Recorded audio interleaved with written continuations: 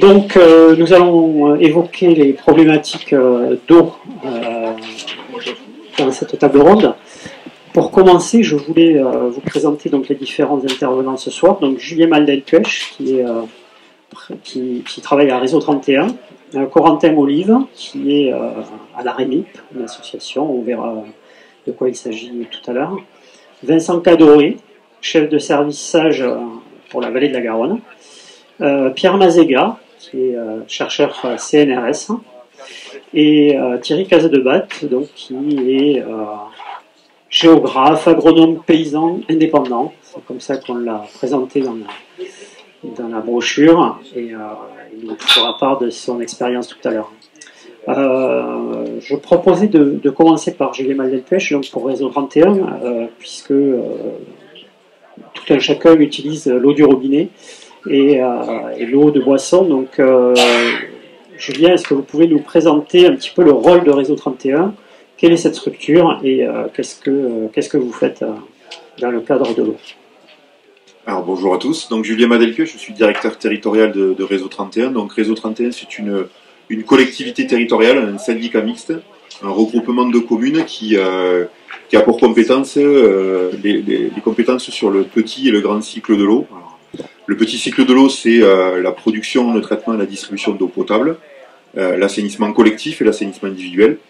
Et le grand cycle de l'eau, c'est la gestion de l'eau brute dans le cadre de l'alimentation pour d'autres usines d'eau potable, l'amenée d'eau brute pour l'irrigation au niveau des agriculteurs.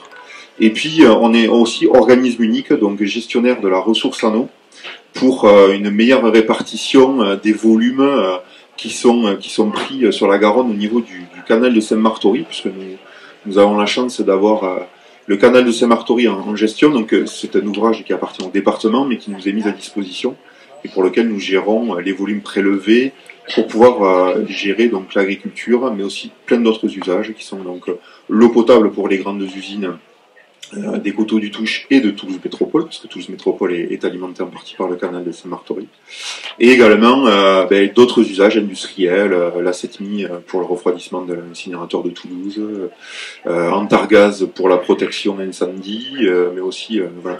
Et après toute la gestion avec les agriculteurs. Donc on est organisme unique, c'est-à-dire qu'on est l'interface avec les services de l'État pour une bonne gestion de la ressource en eau, et l'objectif c'est quand même l'économie d'eau à 20 ans, c'est-à-dire moins prélever sur la Garonne pour pouvoir laisser l'eau circuler dans le milieu naturel et qu'elle puisse profiter à tous les usages derrière, après Saint-Martory, donc Toulouse et puis toutes les autres villes derrière.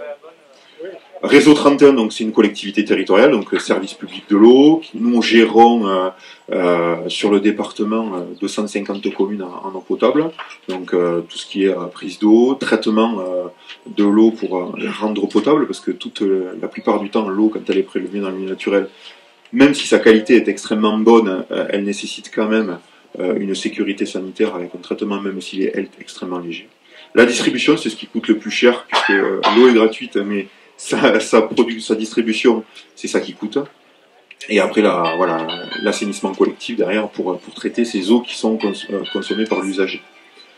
Voilà, donc au niveau de la ressource aujourd'hui, moi je gère la partie du sud du territoire de Réseau 31, donc qui va de la frontière espagnole jusqu'à Noé et Longage, donc avec des problématiques complètement différentes entre un secteur de montagne où le changement climatique se fait sentir. Ça fait 2 ans où là on peut voir déjà des signes.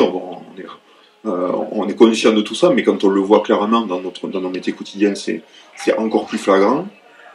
Un secteur de plaine où effectivement les ressources sont plutôt des ressources de pluie, et où là la ressource est moins impactée parce que beaucoup plus abondante, et que nos prélèvements sont extrêmement faibles par rapport à la ressource en elle-même. Et puis après, des zones plus on va dire plus au nord, mais plus en aval hydraulique, où les problématiques sont des problématiques de température, parce que le niveau des eaux baisse, et donc la chaleur fait monter la température, et c'est de plus en plus difficile de faire une eau de qualité avec des températures que nous subissons actuellement. Voilà, Parce que la température de l'eau joue sur les critères de potabilité, c'est ça? Alors oui, techniquement, on ne peut pas produire de l'eau potable au-dessus de 25 degrés, sauf que quand vous avez une eau de la Garonne qui est à 28 ou 29, voilà, les usines d'eau potable ne sont pas des réfrigérateurs.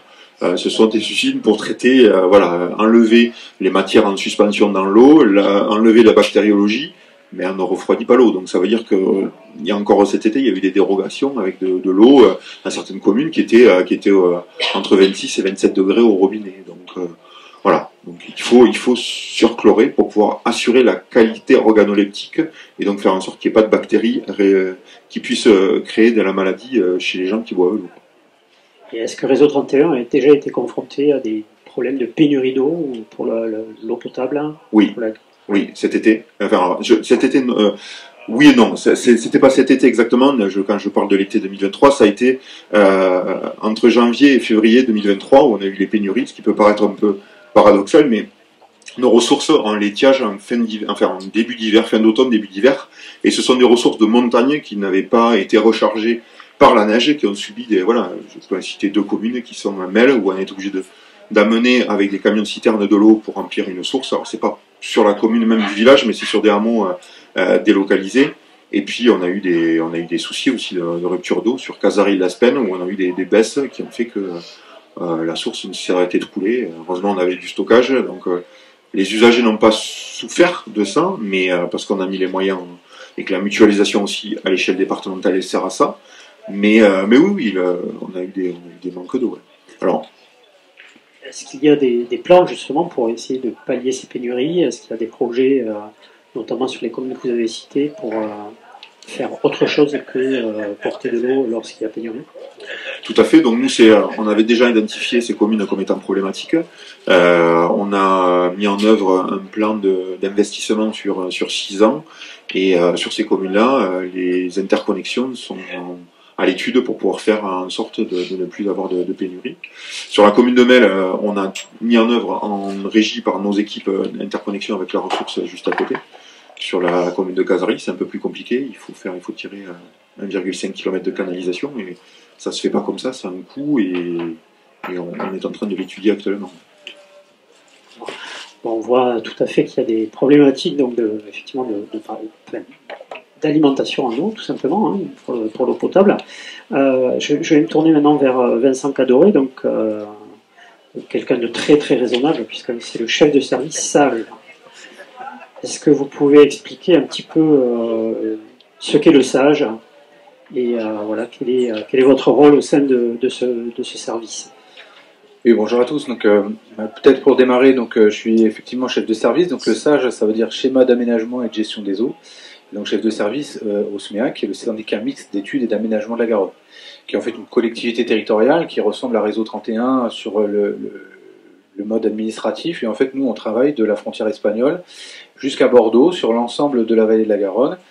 Et une des missions historiques du SMEAC, c'est toujours la réalimentation de la Garonne en période d'étiage par des lâchers d'eau depuis les barrages hydroélectriques pyrénéens, ariégeois aussi, vers la Garonne pour maintenir un niveau suffisant d'eau en été, et notamment à Toulouse.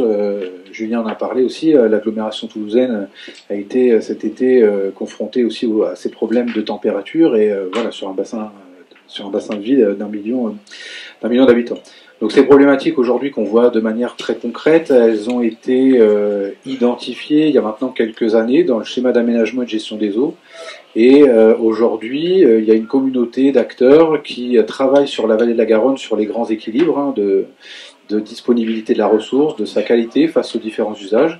Et cette communauté, ça s'appelle la Commission locale de l'eau. Et donc c'est cette commission qui rassemble à la fois les élus, mais aussi les usagers et les services de l'État, qui a établi ce schéma d'aménagement et de gestion des eaux qui est aujourd'hui donc en vigueur.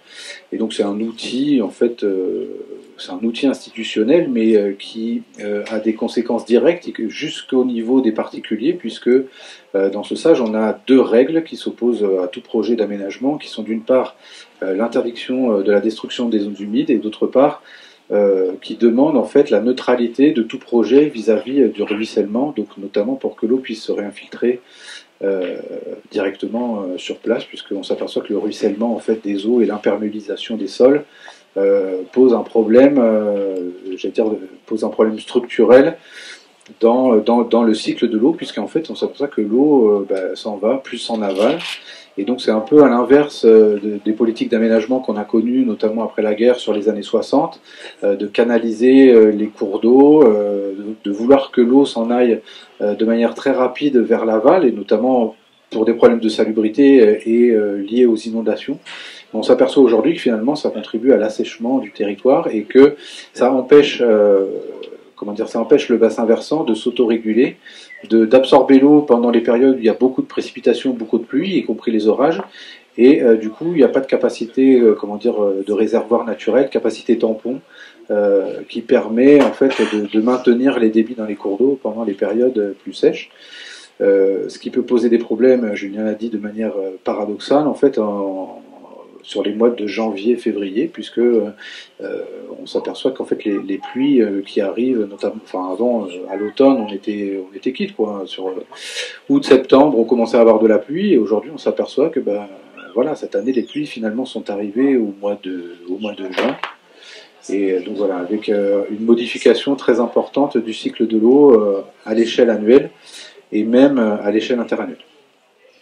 Est-ce que vous pouvez en dire un peu plus sur ces modifications en fait, du cycle de l'eau, et notamment sur les modifications du régime des précipitations peut-être? Alors ce qu'on peut dire de manière très schématique, c'est que si on regarde la pluviométrie à l'année, il y a une baisse en fait tendancielle de la quantité de pluie à l'échelle de l'année. Donc ça c'est un premier point. Et le deuxième point, c'est que cette quantité de pluie qui tombe à l'année, en fait, elle se répartit de manière très différente, à la fois dans le temps et à la fois dans l'espace. Ce qui veut dire ce à quoi on assiste aujourd'hui, c'est en fait des phénomènes orageux, donc c'est beaucoup d'eau de manière très localisée en très peu de temps. Et ça, c'est quelque chose qui est sur les 3 dernières années qu'on observe malheureusement. On a eu encore des épisodes. C'est en Allemagne là, ces derniers temps. Donc, en fait, tout ça pour vous dire que cette gestion de l'eau, il faut la penser globalement, et que en fait la sécheresse va être le revers de la médaille des inondations à un moment donné. Quels seraient les moyens en fait pour ralentir en fait ce ruissellement, pour améliorer finalement la rétention de l'eau sur le territoire? Alors les moyens, ils sont. Alors en fait, finalement, c'est face au changement climatique et à ces changements du cycle de l'eau, il n'y a pas une solution miracle. En fait, c'est un ensemble de solutions. Ce qu'on entend aujourd'hui un peu partout, c'est on fait appel à un mix de solutions, un panel de solutions. Et donc, effectivement, ça passe par la réinfiltration de l'eau à la parcelle, donc ça peut être au niveau des particuliers, avec la réinfiltration des eaux pluviales directement dans la parcelle et pas l'envoyer tout à l'égout. Dans les villes, on le voit aujourd'hui, avec notamment sur les parkings, qui sont des surfaces qui imperméabilisent beaucoup. Je ne sais pas si vous avez vu, il y a des parkings, il y a des espèces de grilles à la place du goudron, ce qui permet d'infiltrer directement, ou par la mise en place de projets de fossés infiltrants, pardon. Donc en fait, c'est des techniques d'aménagement qu'on connaît depuis longtemps, qui ne sont pas finalement basées sur des innovations technologiques, mais qu'on ne mettait pas en place jusqu'à maintenant parce qu'on n'en voyait pas l'intérêt et parce que effectivement, il y a un surcoût en fait pour les projets. Quand un aménageur conçoit un projet, on va dire vertueux du point de vue du cycle de l'eau, il y a un surcoût au départ, mais sur la durée de vie du projet en fait qui s'équilibre. Alors c'est vrai que dans le contexte qu'on connaît de contraction des dépenses publiques de manière générale. Aujourd'hui, les aménageurs qui sont les collectivités territoriales, puisque les collectivités territoriales, c'est, je crois, c'est presque 3/4 de l'investissement en France sur les aménagements. Donc voilà, il y a des choix à faire et aussi, les citoyens peuvent aussi inciter leurs élus à travailler sur ces sujets. Bien, merci. Corentin Olive, dont vous faites partie d'une association qui s'appelle l'AREMIP. Est-ce que vous pouvez nous présenter un petit peu les actions de l'AREMIP et peut-être justement en lien avec ce que l'on a évoqué juste avant, la prévention aussi peut-être des inondations et les problématiques d'eau. Bonsoir à tous.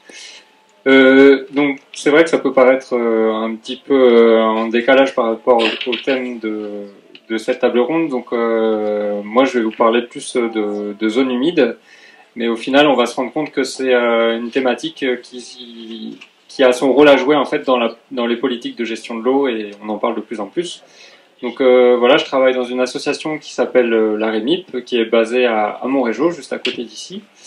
Et je travaille plus spécifiquement donc, sur un dispositif qui s'appelle Cellule d'assistance technique zone humide, donc, qui est une mission d'accompagnement de tous les acteurs, et notamment tout ce qui va être les propriétaires et les usagers de zones humides, pour les accompagner, leur proposer, s'ils le souhaitent, un diagnostic de leur zone humide, et de les accompagner pour avoir un usage qui permette de préserver au mieux ces zones humides. Donc voilà. Après, la REMIP travaille sur d'autres projets qui touchent aux zones humides, mais voilà, notre principal cœur de métier sur la politique au niveau territorial sur les zones humides. Donc c'est via ce dispositif qui est financé par l'Agence de l'eau et la région. Est-ce que vous pouvez peut-être expliquer un peu plus en quoi une zone humide en fait permet de ralentir ce ruissellement, ce cycle de l'eau, et que ce sont finalement des zones à très gros potentiel finalement pour le territoire. Alors, oui, effectivement, donc les zones humides, elles vont jouer un rôle dans les bassins versants et dans la régulation des cycles hydrologiques. Donc en fait, elles vont permettre de stocker de l'eau quand il pleut beaucoup, et ensuite de la restituer donc quand on va arriver dans des périodes d'étiage. Donc elles vont avoir exactement le rôle de régulation qui est recherché également dans les politiques de désimperméabilisation des sols, etc. quoi. Donc elles vont vraiment jouer un rôle. Donc il y a certains qui utilisent l'image d'une éponge, quoi. Ça fonctionne pas sur toutes les zones humides comme ça, mais voilà, c'est quand même une image qu'on peut garder. Voilà, quand il y a des très fortes précipitations, elles vont se gorger d'eau, et après, si le temps est plus sec, elles vont continuer à redonner de l'eau au cours d'eau, et également favoriser des infiltrations en profondeur dans les nappes phréatiques. Bien, merci. Je me tourne vers vous maintenant, Pierre Mazega. Donc, vous êtes chercheur CNRS. Est-ce que vous pouvez peut-être déjà vous présenter et présenter peut-être les travaux qui vous ont conduit en fait à vous intéresser un petit peu aux problématiques d'eau? Oui. Déjà, je ne savais pas quelle serait la question, donc je me suis dit ça va être une catastrophe et tout. Mais voilà. Je ne sais même plus le début. Oui, donc je suis chercheur au CNRS. J'ai travaillé pendant un moment sur l'eau. À l'origine, je travaillais plutôt sur, on va dire, en sciences de l'environnement.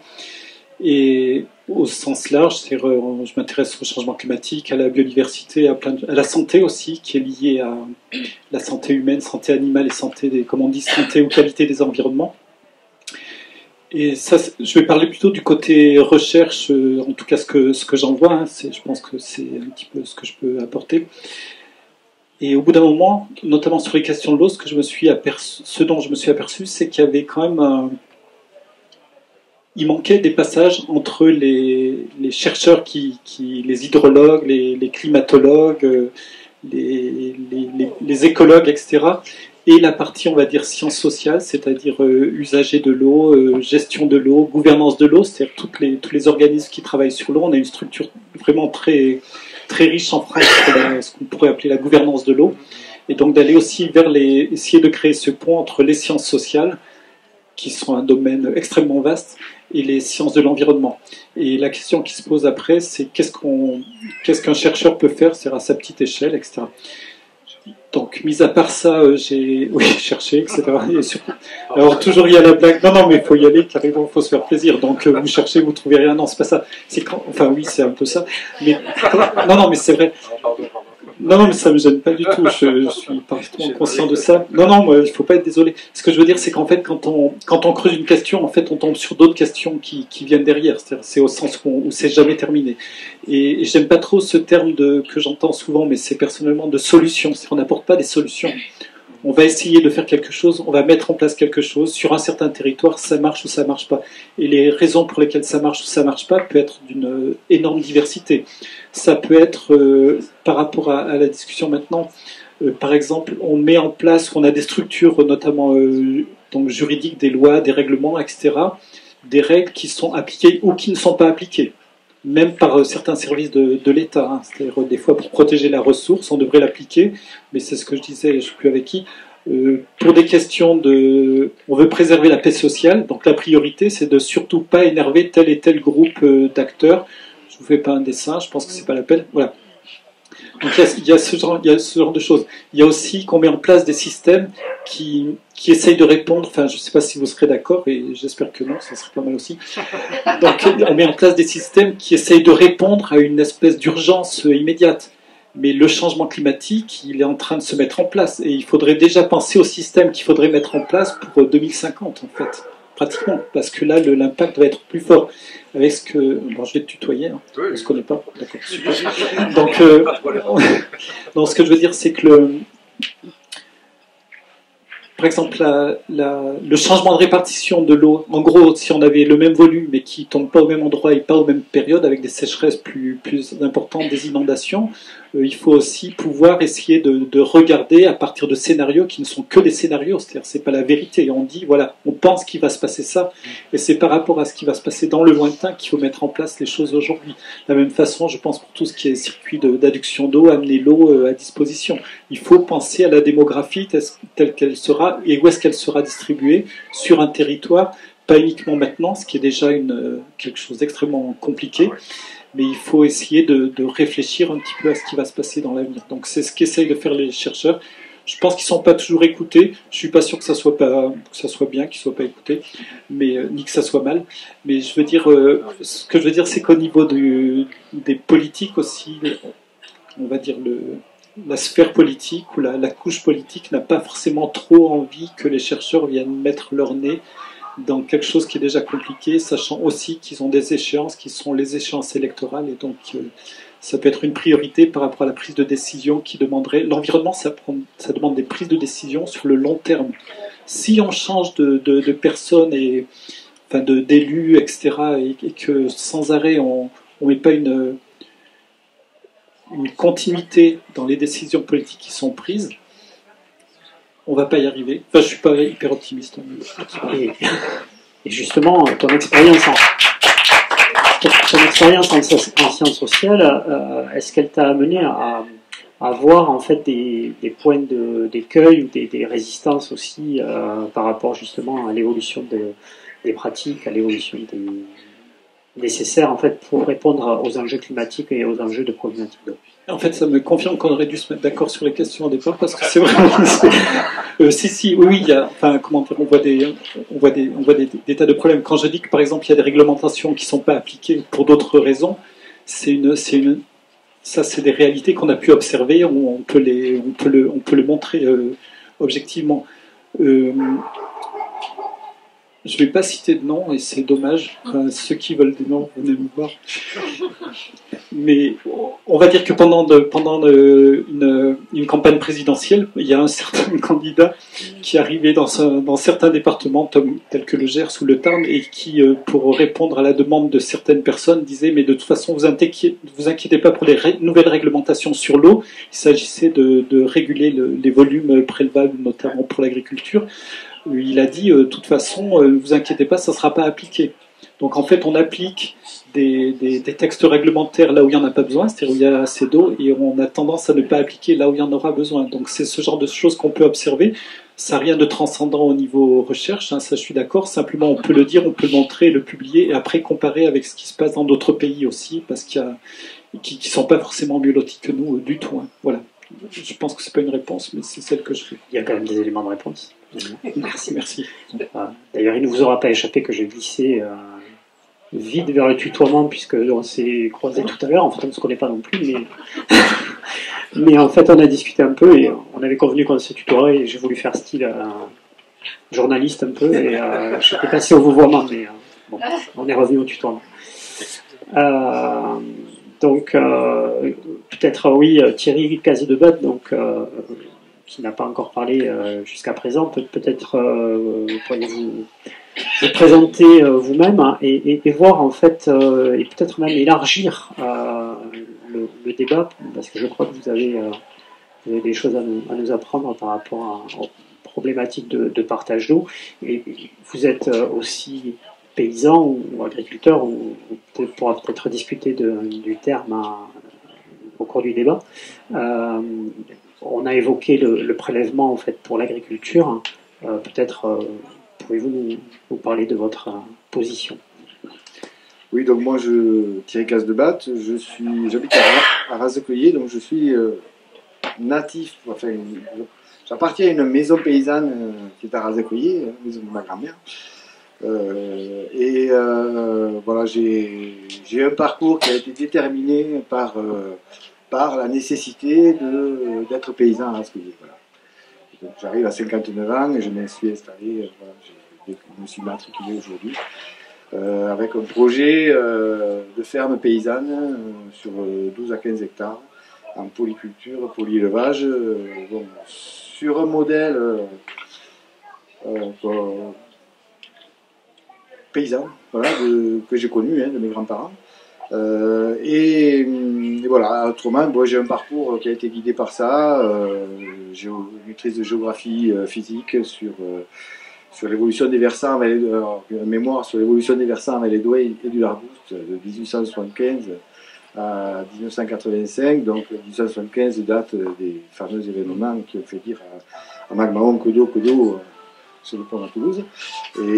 Et donc on est déjà dans les problématiques des gros événements catastrophiques liés à l'eau et déjà liés à l'action de l'homme, hein, puisque on est en 1850 au pic de population dans les Pyrénées, avec beaucoup de déforestation, il faut se chauffer, et beaucoup de surpâturage, donc des versants complètement une dégradation des versants terrible, et donc des événements un climat beaucoup plus agressif qu'aujourd'hui. Et donc voilà, des grosses catastrophes. Et puis aujourd'hui, on revient aussi aux catastrophes un petit peu dans un contexte un peu différent d'un emballement climatique, je dirais. Je ne parle pas de réchauffement. On est dans un emballement climatique, voilà. Et l'agronomie, la géographie, l'agronomie ont des réponses à donner, hein, par rapport à la discussion qu'on avait tout à l'heure. Voilà, la recherche participative qui est très liée au mode de fonctionner de l'agroécologie, hein, où on associe les agriculteurs avec les chercheurs, et ça donne des résultats quand même intéressants. Ce qui est une bascule par rapport à ce qu'on avait vécu depuis la révolution industrielle de la France, y compris la révolution industrielle de l'agriculture, hein, on nous a conduits, hein, on n'a pas choisi, on n'était pas tous, enfin les paysans n'étaient pas ravis de la révolution industrielle des années 50, et voilà, bon, maintenant on y est, donc voilà, et on est dans un contexte nouveau, et la question c'est d'inventer de nouveaux systèmes résistants et avec une capacité de résilience. Et il se trouve que le modèle agricole dans lequel on est toujours, hein, issu des 30 Glorieuses et du plan Marshall et des grands plans de modernisation de la France, il est toujours là et il se défend. C'est aussi pour ça qu'effectivement, on a des politiques qui ne sont pas à la hauteur des enjeux.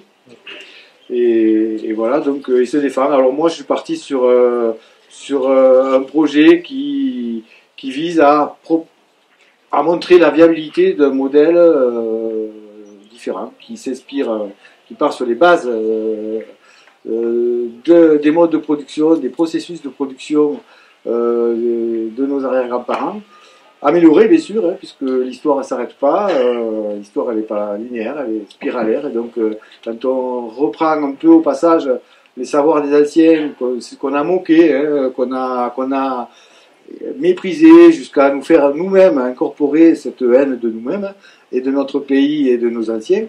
Voilà, donc je pense qu'on a beaucoup de savoir, de sagesse et de génie paysan qui aménageait le pays sans les plans d'aménagement, hein, les moulins, les canaux, les réseaux d'irrigation, tout ce génie paysan créé par des gens qui n'étaient pas ingénieurs, qui n'étaient pas voilà, ils étaient justement, ils avaient ce génie paysan. Ils faisaient partie de leur monde, ils se posaient pas de questions, et ils faisaient avec, et ils construisaient des systèmes résilients, résistants. Voilà, donc on a des leçons à retirer. L'idée, c'est un peu de réhabiliter et puis de montrer, d'avoir une action aussi économique, sociale sur le territoire et écologique. Moi, je suis sur une commune qui doit être la commune la plus sinistrée du département, voire des Pyrénées, en matière de fermeture de paysages, de perte de surface agricole, à l'heure où on parle. On a un ministère qui s'appelle aujourd'hui la souveraineté alimentaire. Donc, moi, je me dis, il faut y aller, la souveraineté alimentaire. Bon, la commune de Melle est aussi dans cette démarche. Eh bien, on va récupérer des parcelles, des surfaces, et puis on va surtout produire, dans le cadre d'un système d'économie, des besoins et des ressources, les ressources du pays, les besoins des gens du pays. Un système alimentaire, voilà, c'est aussi, on parle de système alimentaire territorialisé. Bref, c'est là-dedans que je vais, quoi. C'est-à-dire réfléchir à, voilà, chez mes grands-parents, on faisait des cultures. Alors aujourd'hui, c'est impensable de faire des cultures à ras-de-cueillir. C'est impensable de s'installer à Rascueillet, parce que voilà, je vais récupérer 12 hectares de ronces et de fougères, des anciennes terrasses de culture, et puis il n'y a pas de tracteur qui passe. Sur la carte des pentes, on est tout en rouge, plus de 10%. Et mon propos, c'est de dire, voilà, ben, comment je fais dans ce contexte-là.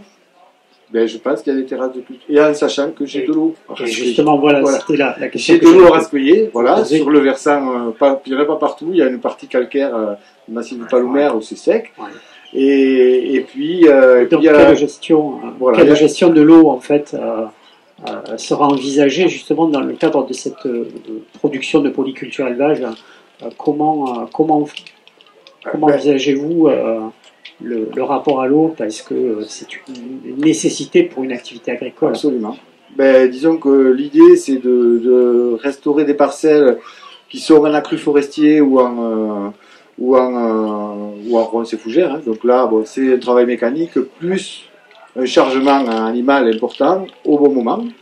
Hein. C'est-à-dire qu'aujourd'hui, on est dans un système où les bêtes, elles arrivent à ras-de-cueillir quand elles ont fini l'estive et qu'elles vont venir, on va les parquer là quelque temps, et il se passe rien de plus. Donc du coup, la ronce avance, la fougère avance, et voilà. Donc l'idée, c'est de travailler avec de la mécanisation sans tracteur, c'est-à-dire avec des motofaucheuses Ferrari, avec porte-outils, avec une barre de coupe, parce que je veux aussi remettre en route des parcelles en fauche.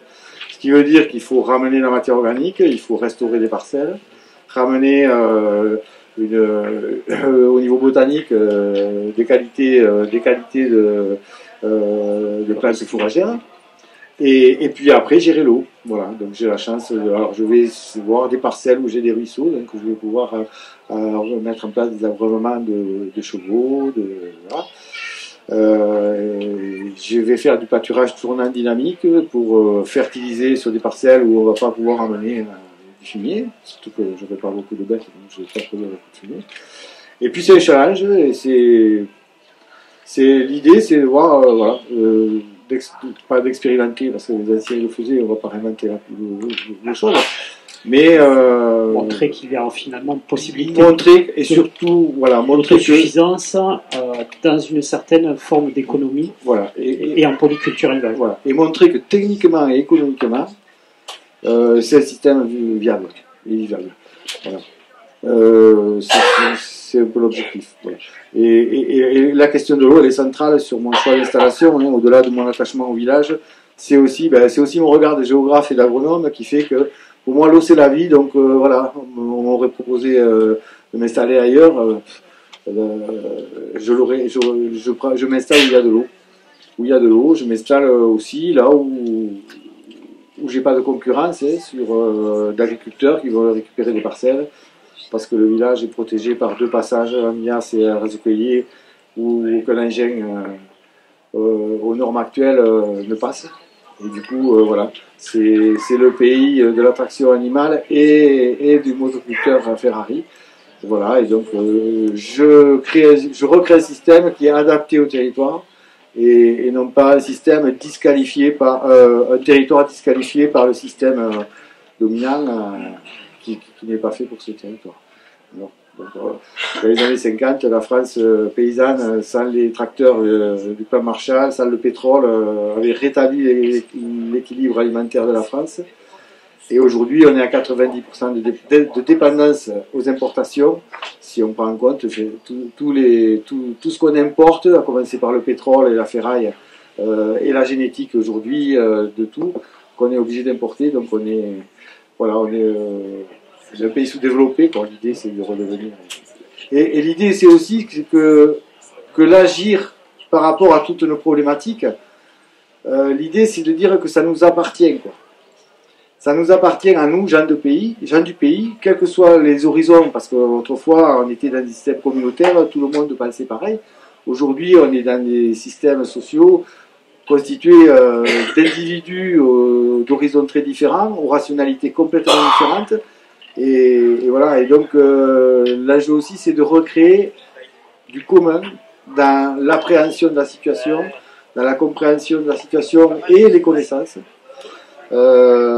Et y compris et notamment les connaissances scientifiques, parce qu'effectivement, on n'a jamais eu autant de connaissances qu'aujourd'hui, et il n'y a jamais eu autant d'ignorance. C'est-à-dire que on voit bien que les connaissances en agroécologie, en hydronomie aujourd'hui, bon, il y a des gens qui travaillent en hydronomie sur le réaménagement des parcelles pour effectivement, avec des baissières qui vont récupérer les eaux de pluie, avec des haies, dans le sens sur les courbes de niveau, dans le sens des courbes de niveau, réaménager l'espace et les parcelles agricoles, avec l'agroforesterie aussi, qui est un gros enjeu, parce qu'aujourd'hui, avec des parcelles exposées au soleil, des prairies exposées au soleil, quand ça tape fort, il n'y a pas d'herbe, quoi.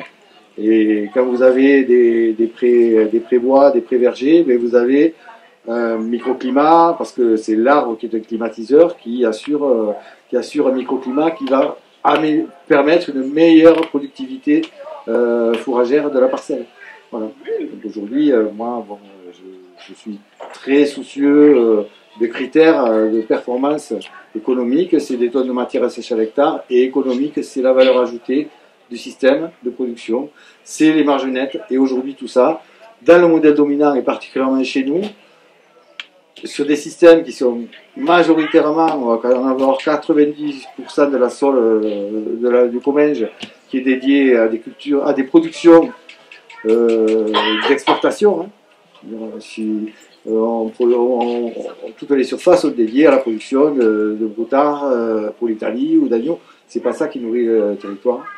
Et c'est aussi une spécialisation qui est très préjudiciable parce que on est les pieds et poings liés. On a perdu tout pouvoir de décision aujourd'hui dans nos systèmes actuels. Et je crois que l'idée c'est de retrouver une puissance d'agir, c'est-à-dire reconstruire, et personne ne le fera à notre place, et c'est certainement pas l'État centralisateur dans sa tradition française qui va nous aider à ça. C'est-à-dire que c'est nous sur les territoires, refaire communauté et se dire qu'on peut agir. Voilà, c'est la puissance d'agir. Elle est collective, la puissance d'agir, elle est communautaire, elle n'est pas individuelle. Et donc, voilà, tout l'enjeu, c'est ça. Et c'est aussi l'importance d'amener sur le territoire de la connaissance. On a un pôle scientifique sur Toulouse, IRA, les grandes écoles, CNRS. On a énormément de ressources. Ça fait partie des ressources qu'on doit mobiliser sur place. Notre pays regorge de ressources. Il reste de l'eau. On ne sera peut-être pas les premiers à mourir de soif, parce qu'on est sur le front, on a le château d'eau quand même des Pyrénées, même s'il prend mal. On a une forêt pyrénéenne à préserver parce que c'est un méga climatiseur. Et à l'échelle des parcelles, les arbres aussi sont des climatiseurs. Donc on a à travailler beaucoup, je pense, à l'agroforesterie, à tout un tas de choses qui sont des réponses techniques concrètes à des problèmes qu'on a aujourd'hui. Je pense aussi à la matière organique des sols. Alors on n'est pas dans des zones de grande culture, mais enfin en 70 ans on a perdu 3/4 de la matière organique sur les sols cultivés. Le sol, c'est un réservoir d'eau énorme et qui dépend de la qualité, dépend du taux de matière organique. Voilà. Donc, si on revient à des taux de matière organique, eh bien, pour le cycle de l'eau, c'est essentiel d'avoir des sols riches en matière organique. Et donc, on change de modèle, on passe sur des modèles agroécologiques, pas par conviction, pas par idéologie, pas par religion, mais parce que de point de vue scientifique et technique, et c'est une évidence. Voilà. Bon, j'ai pris beaucoup de temps là, excusez-moi. Non.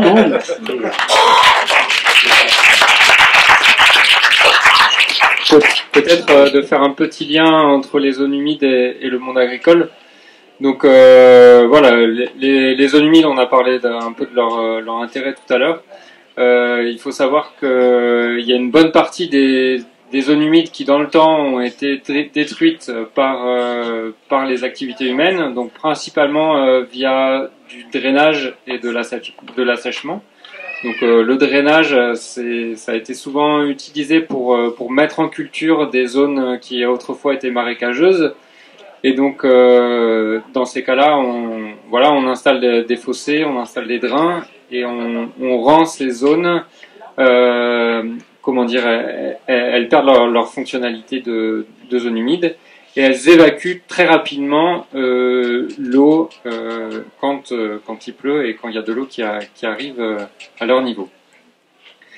Donc après, pour faire le lien avec le monde agricole actuel, donc aujourd'hui, il nous reste une partie des zones humides qui auparavant existaient, mais on a besoin du monde agricole et d'un certain monde agricole pour les préserver, parce que donc la plupart de ces surfaces de zones humides, c'est maintenant des prairies. Et donc, pour les maintenir et maintenir leur fonction, il y a besoin d'avoir encore des éleveurs qui vont pouvoir, avec un petit peu de technicité, réussir à valoriser les fourrages produits par ces prairies humides. Et voilà, donc l'élevage est très important pour la préservation des zones humides et on a besoin que ces filières-là se maintiennent, même si elles peuvent ne pas trop avoir la cote en ce moment. Merci.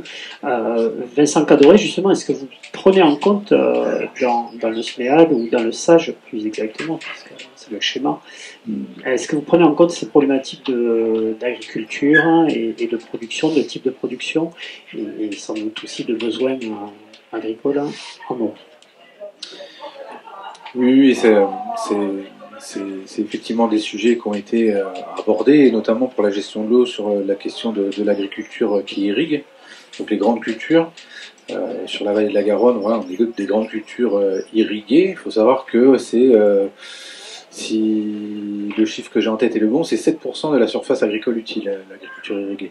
Donc aujourd'hui, dans le SAGE, ce qu'on promeut, c'est des agricultures au service des territoires, et les collectivités territoriales, vous l'avez évoqué, peuvent travailler là-dessus avec les plans alimentaires territoriaux. En fait, il faut, et je suis assez d'accord avec votre analyse sur cette question des circuits courts, pouvoir s'extraire en fait du système, et vous l'avez dit, du système mondialisé auquel sont soumis beaucoup d'agriculteurs, mais pas par volonté en fait, parce qu'on est dans le système et que les agriculteurs souhaitent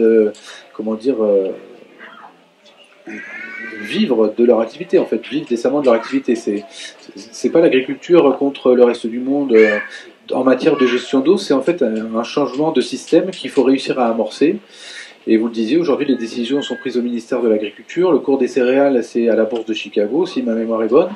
Et donc au final, les agriculteurs qu'on pourrait dire en conventionnel, en fait ils sont finalement, je parle sous votre contrôle, le contrôle de la salle, hein, c'est la perception que j'en ai, sont en fait finalement corsetés de tous les côtés, et ils n'ont pas de marge de manœuvre. Donc après, effectivement, ils défendent aussi leur vision des choses. Donc ça, c'est un enjeu très politique et qui a été perçu, nous, par les élus qui travaillent au niveau de la Garonne. C'est comment on favorise des agricultures avec le maintien du revenu du travail, puisque, j'ai en tête un exploitant avec qui je discutais, il travaille 70 heures par semaine pour 300 € par mois, au final. Donc on se demande finalement quel est l'intérêt. Enfin, à un moment donné, effectivement, le système actuel interroge. je ne vais pas partir dans le débat. Mais tout ça étant dit, ça nous interroge sur, vous l'avez dit aussi, quels sont les besoins, comment tous les citoyens que nous sommes prêts à faire évoluer notre demande, puisque en fait l'agriculture conventionnelle elle répond à la demande. C'est dans les supermarchés, on ne veut pas la tomate qui est de travers, on ne veut pas la pomme qui est abîmée, etc. Donc ça interroge en fait sur les usages et on revient sur les freins sociologiques, enfin de ce que j'en comprends, des freins sociologiques que vous évoquez, et qui est en fait finalement issu voilà, de la société post-industrielle que vous évoquez.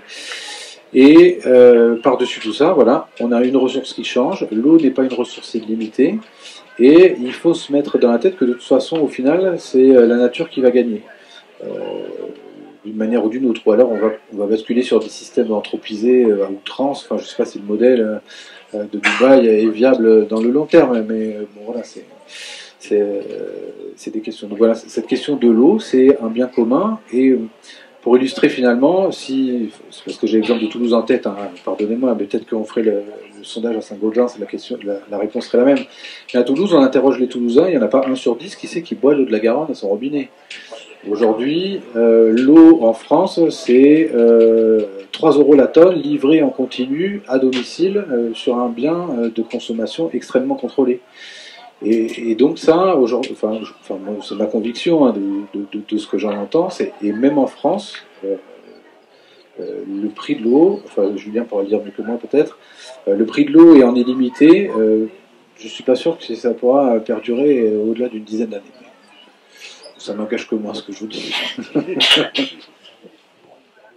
Peut-être justement une réaction de Julien Pêche. Oui, ouais, peut-être déjà par rapport au monde agricole, c'est vrai que le monde agricole a su évoluer, on l'a vu avec les 2 sécheresses qu'on a vécues, il y a eu une modification des pratiques extrêmement rapide, une adaptation au changement climatique, on l'a vu nous sur les pratiques culturelles. Il y a encore beaucoup de maïs irrigué, mais le monde agricole a su évoluer rapidement, a su prendre conscience avec l'accompagnement des conseillers agricoles de la Chambre d'agriculture et du conseil départemental sur d'autres modes de gestion, d'autres modes de culture pour faire en sorte de répondre à d'autres enjeux environnementaux parce que ils comprennent. Il y a l'enjeu financier pour que l'agriculteur puisse se rémunérer, comme disait Vincent, mais aussi l'enjeu environnemental. Aujourd'hui, on le sait, et nous on fait des commissions hydrographiques avec les usagers, et les usagers principaux sont les agriculteurs, pour leur faire prendre conscience que l'eau elle sera pas illimitée, qu'on devra réduire les volumes prélevés sur la Garonne pour continuer à faire en sorte qu'elle soit vivante, la Garonne, parce que j'aime bien ce terme, parce que le fleuve, ça reste un fleuve vivant avec tout l'écosystème que ça peut engendrer. Et du coup, voilà, il y a eu quand même cette modification, cette prise de conscience rapide, et je pense qu'il y a eu quand même un changement de mentalité. On est en phase de modification structurelle des mentalités au niveau agricole, et je trouve ça bien à ce niveau-là. Pour l'eau potable, effectivement, je pense que la plupart des gens ne savent pas, quand ils ouvrent le robinet, quels sont tout le travail qu'il y a eu derrière, le travail de protection en amont de la ressource, les gens ne s'imaginent même pas, le travail de poste de canalisation, le travail de traitement, qu'est-ce que ça engendre, qui sont les gens qui travaillent derrière. Donc ça, je pense que la prise de conscience, elle est hyper importante pour protéger en fait la ressource en amont. Et on le dit, on parle de prix de l'eau. Pour moi, le prix de l'eau, il n'est pas assez cher. Parce que finalement, les gens, s'il était plus cher, ils prendraient plus conscience de la réalité, de la rareté de ce bien-là. Finalement, et les territoires où l'eau est extrêmement rare, la population a beaucoup plus conscience et fait beaucoup plus attention que peut-être nous. Alors je parle nous, la France en général, parce qu'on est un pays où on utilise de l'eau potable pour plein d'usages qui n'en ont pas besoin. Laver les rues, j'ai juste cette image en tête. Il y a plein de communes, alors c'est pas forcément dans notre territoire du Comminges, mais il y a plein de communes où on lave les rues à l'eau potable. C'est une hérésie. Il y a plein de pays également où vous avez 2 réseaux. Un réseau d'eau potable, où l'eau est potable toute l'année, et une eau d'utilisation générale, qui n'est pas traitée, qui n'est pas désinfectée, qui a d'autres utilités. Donc il va falloir qu'on se pose aussi ces questions-là, et que le monde politique se pose ces questions sur aura-t-on besoin encore aujourd'hui, aura-t-on la nécessité de mettre autant d'investissements pour pouvoir créer et avoir une eau potable de qualité pour pouvoir la boire, parce que l'eau potable, ça sert quand même à boire et avoir des utilisations sanitaires de l'eau, mais voilà, est-ce on doit encore aller vers ce système-là ou aller dans d'autres systèmes de gestion de l'eau au robinet? On entend justement parler d'utilisation en fait d'eau issue de stations d'épuration, voilà, la réutilisation. de la réutilisation. Est-ce que Réseau 31 a commencé à réfléchir à ces utilisations et quelles pourraient être les limites peut-être de cette utilisation? Oui, donc nous on a commencé la mise en place de ce qu'ils appellent la réhut ou la réutilisation des eaux usées après traitement dans les stations d'épuration. Donc il faut mettre des modules complémentaires à la sortie des stations d'épuration. Ça permet de réutiliser l'eau pour des besoins agricoles, pour des besoins d'arrosage de stade. Malgré tout, la réglementation française, malgré tout ce qu'on peut voir à la télé, elle est encore pas suffisamment ouverte dans le côté ouverture d'esprit et pour pouvoir amener ces problématiques, pour pouvoir développer plus facilement ces systèmes. Il faut savoir qu'aujourd'hui, ça coûte tellement cher en suivi analytique, en expérimentation, pour faire du goutte à goutte ou d'arrosage de stade, que finalement beaucoup de collectivités ne s'y mettent pas parce que ça coûte trop cher en suivi et sur le long terme, c'est pas raisonnable. Donc nous, oui, on a une station d'épuration sur laquelle on va mettre en place une réutilisation parce qu'à côté, il y a un besoin particulier. Donc c'est une grosse station d'épuration qui fait 25 000 équivalents habitants sur la commune d'Autorive où on va mettre un module de réutilisation. Donc on va traiter l'eau. Alors l'eau en sortie ne sera pas potable, elle sera réutilisable pour des besoins non sanitaires. Et on a un partenariat avec la commune pour utiliser ces eaux non traitées sur le secteur. Mais aujourd'hui, le grand frein, c'est le coût. C'est le coût que représente l'atteinte de ce niveau de traitement pour pouvoir réutiliser cette eau au regard de la réglementation française qui est extrêmement contraignante. Et même s'il y a eu des décrets qui sont sortis le 29 août 2023, c'était hier.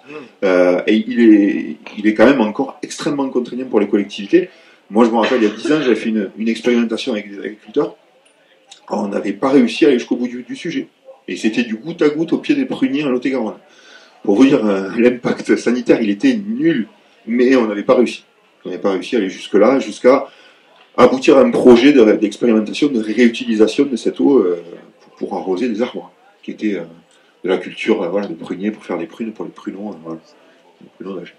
Donc, ces sujets-là sont des sujets sur lesquels on doit être moteur en France, mais le frein économique et le frein réglementaire, il n'est pas encore levé totalement, même si beaucoup de boîtes, de grosses entreprises privées travaillent beaucoup dessus.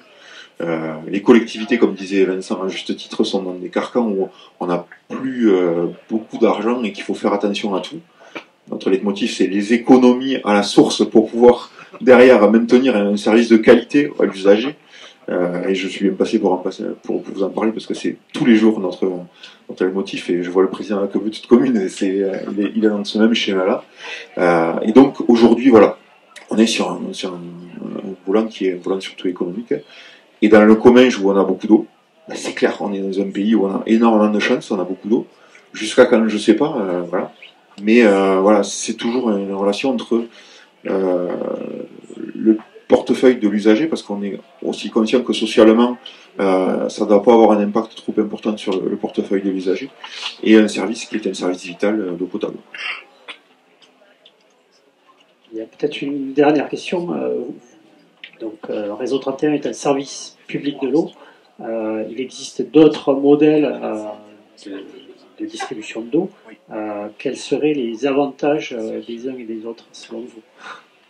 Je suis mal placé puisque Réseau 31, on gère tout en régie, c'est-à-dire que la particularité c'est qu'il n'y a pas d'entreprise privée qui gère pour notre compte la gestion, donc tout euro qui est payé par l'usager pour sa facture d'eau est réinvesti pour son service des eaux à 100%. Il n'y a pas d'actionnaires, de dividendes qui sont alimentés. Et au fur et à mesure de certaines communes qui ont transféré la compétence chez nous et qui étaient avec des délégataires de services publics, à la fin des contrats, on ne reconduit pas ces contrats et on reste en régie autonome.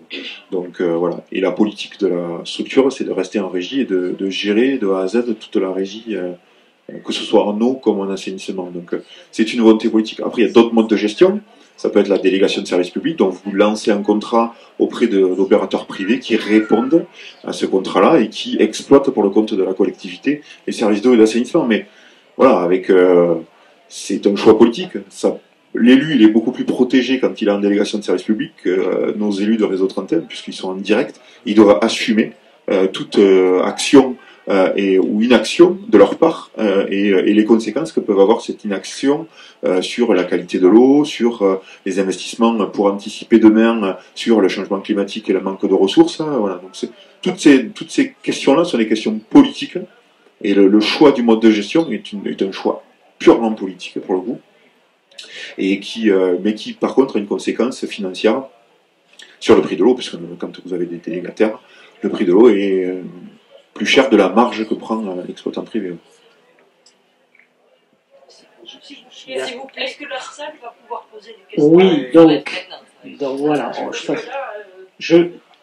L'idée c'était de faire une table ronde et de présenter donc les différents intervenants. Et donc on en arrive effectivement à l'issue de cette table ronde. Autant des questions. Donc, je vous invite effectivement à prendre la parole les uns et les autres et à poser des questions. Je voulais. Alors, excusez-moi, juste en fait. Excusez-moi, je ne vous ai pas reçu et accueilli tout à l'heure. Je voulais vous remercier. C'est moi qui organise le festival à la base avec toute l'équipe des idées sont dans la grange. Donc, je tiens vraiment à vous remercier parce que je trouve qu'il y a des acteurs qui sont très intéressants pour répondre. Déjà pour qu'on puisse comprendre comment est organisée la gestion de l'eau sur le territoire et du coup ça nous permet en fait de comprendre et de pouvoir poser des questions. Je remercie Alain Pointé qui est là, on n'a pas eu le temps de se voir tout à l'heure. Je trouve ça très intéressant que vous soyez là et que tout le monde soit autour de la table. Alors c'est vrai que c'est un festival qui est citoyen pour le climat. L'idée, c'est pas que ce soit polémique, mais que justement, tout le monde travaille ensemble, en fait, pour que ce soit constructif. Et du coup, je vais commencer par ma question, puisque moi aussi, je trépignais un peu. J'avais envie de poser ma question, du coup, j'en profite. Après, je vous laisse la parole. Juste concernant le prix de l'eau qui devrait augmenter selon ce que vous proposiez comme solution, moi, je pense que c'est pas une des solutions. La solution, c'est de voir pour quels usages doit être utilisée l'eau, en fait, et non pas augmenter le prix, parce que c'est quand même un bien vital, c'est un bien commun qui permet de vivre, de boire, en fait. Par contre, voilà, pourquoi devons-nous l'utiliser? Je pense qu'il faut s'enlever de la tête le fait qu'il faille monter le prix de l'eau. Voilà. Alors, merci. Je vais juste répondre parce que c'est un sujet compliqué et difficile à comprendre et à admettre. Alors, je suis citoyen moi aussi, je paye ma facture d'eau, malgré ce que les gens peuvent penser, tout le monde doit payer sa facture d'eau, et y compris moi qui bosse à Réseau 31. Simplement, c'était avant. Non, simplement dire qu'aujourd'hui les systèmes d'eau potable sont vieillissants et que aujourd'hui, pour pouvoir assurer la distribution en eau potable de demain, il va être impensable de ne pas ajuster le prix à l'inflation, parce que les équipements qui ont été payés à l'après-guerre, qui servent aujourd'hui à vous alimenter, toutes ces canalisations sont relativement vieillissantes, et on le voit, elles cassent de plus en plus, on y travaille, et ce qui coûte le plus cher finalement, c'est les investissements pour amener l'eau à la maison. On paye des impôts qui servent à ça. Alors, pas du tout. Et c'est là où c'est le sujet. Après, je vous laisse. Alors, la particularité de la France, c'est que l'eau paye l'eau. C'est-à-dire que vos impôts ne vont jamais payer dans l'eau. Voilà. Donc, et là, en fait, la particularité de la France, c'est la loi de 1964, la loi sur l'eau, qui définit que l'eau doit payer l'eau. C'est-à-dire que l'usager qui paye sa facture d'eau, la totalité de l'argent qu'il verse doit permettre de gérer à l'échelle de la collectivité qui gère l'eau potable, doit permettre de rembourser les investissements. Ça, c'est pas moi qui le décide, c'est le législateur français qui l'a mis en place, et nous, en tant que service, alors c'est vrai que là, moi je reprends ma casquette de service, on doit, pour le compte des élus, mettre en application la réglementation que l'État nous demande. Si demain le système il est différent et que l'impôt qui est général abonde les budgets de l'eau, on fera en sorte d'adapter nous notre système pour que les usagers soient impactés le moins possible. Donc, mais il y a des propositions qui existent concernant la gratuité, même à la limite la gratuité d'une certaine quantité, d'un certain volume d'eau correspondant à un foyer, et puis au-dessus, dès qu'on dépasse ce niveau-là, une charge conséquente. Non, les jeunes ne sont pas d'accord avec ça. Pourquoi? Parce que ça veut dire que les plus riches pourront toujours gaspiller l'eau comme ils voudront. En fait. Oui, mais c'est surtout que les industriels qui utilisent beaucoup d'eau, si eux, ne vont payer ça. Et les riches, eux, ils sont imposés pour... mais ils continueront toujours, du coup, puisqu'ils auront l'argent. Mais non, mais ils sont imposés parce qu'on les imposera davantage. Il faut savoir que sur ces histoires, juste je finis sur le propos de monsieur, il y a un débat, il y a un vrai débat sur les premiers mètres cubes gratuits. Au sein de Réseau 31, nous l'avons eu ce débat-là. Il y a certains élus dans la salle qui font partie des commissions territoriales que je peux piloter, moi, au sein de Réseau 31.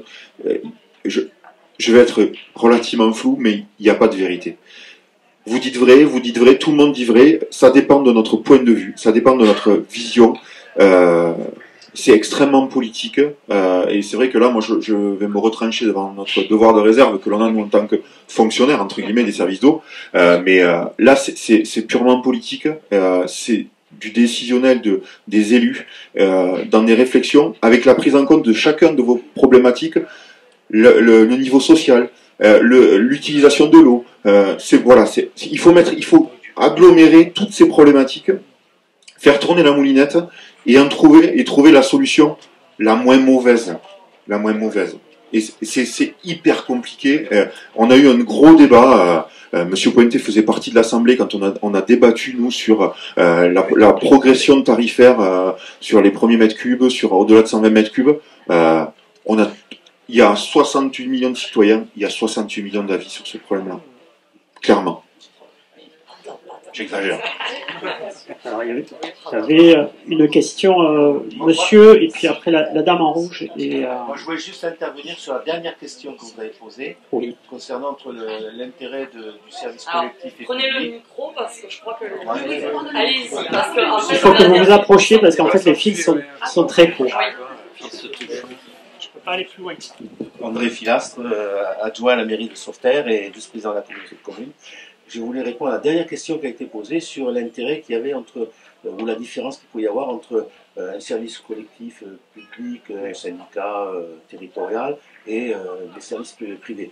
Simplement donner l'exemple de ma commune et puis d'autres communes qui concernent simplement le fait que c'est la mutualisation qui nous a permis sur notre commune de répondre à un vrai problème qu'on avait depuis des années, où on avait un service de l'eau qui était perturbé, avec des coupures, et le SMA intervenait pour distribuer de l'eau en bouteille. Et si on n'avait pas eu l'adhésion au SMA, un service collectif mutuel, nous n'aurions pas pu résoudre ce problème-là avec les investissements que ça nécessitait. Voilà, c'était juste ce que je voulais dire. Merci. Madame, avec le gilet rouge, je ne sais pas. Il faut, soit vous venez, soit il faut parler très très très très fort. Bon, je vais solliciter mon larynx de pyrénéenne. C'est très bien. Oui, vous avez énoncé deux propos très louables. Vous avez parlé, notre premier intervenant et un autre, de moins prélever dans la Garonne, par exemple, et de réalimenter en étiage la Garonne. Ce qui est, je le répète, non seulement louable, mais en plus de ça, vital, nécessaire. L'étiage, c'est-à-dire le débit minimum que nous avons, nous, ici, régulièrement, en automne. Au printemps, les perturbations atlantiques sont là, et c'est dans le Comminges, dans la bordure nord-pyrénéenne, c'est à ce moment-là qu'il pleut, et que les réseaux sont réalimentés, soit par les écoulements de base, de pente, etc., bien soit par les fontes de ce qui reste de glaciers et de neige, puisque notre Garonne est donc un fleuve absolument puissamment intéressant, puisqu'elle est double et même triple. Elle reçoit l'eau d'abord de la fonte de la neige, de Savoredo, et ensuite des glaces quand il en restait. Bon, passons. Donc, l'étiage, c'est en automne où on a l'anticyclone des Açores et il ne pleut pas. Celui qu'on a aujourd'hui. Et alors, justement, cette Garonne, vous avez tout à l'heure dit opportunément qu'il fallait moins prélever et veiller à la réalimentation au moment de l'étiage. Et réalimentation comment? Et c'est là qu'on voit que la Garonne est vraiment un fleuve puissamment intéressant, puisque la Garonne ne coule pas dans un tube en matière plastique, mais dans ces énormes galets, dans ce substrat alluvial qu'elle a fait donc en terrasses successives.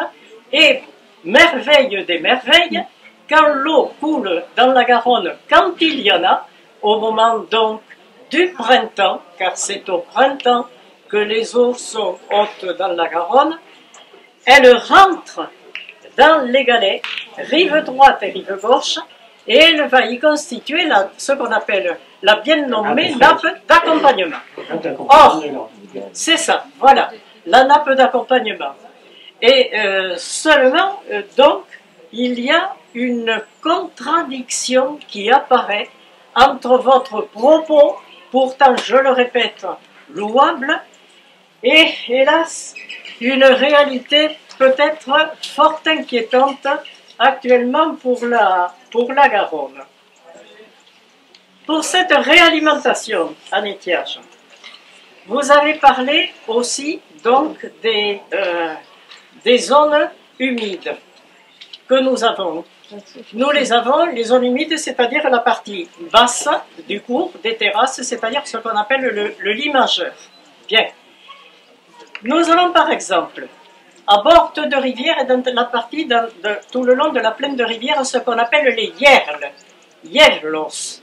Les yerles qui sont dans le lit majeur, ces prairies qui sont magnifiquement alimentées par évapotranspiration, par cette fameuse nappe d'accompagnement qui est là très peu profonde. Elle est à peine 1,50 m.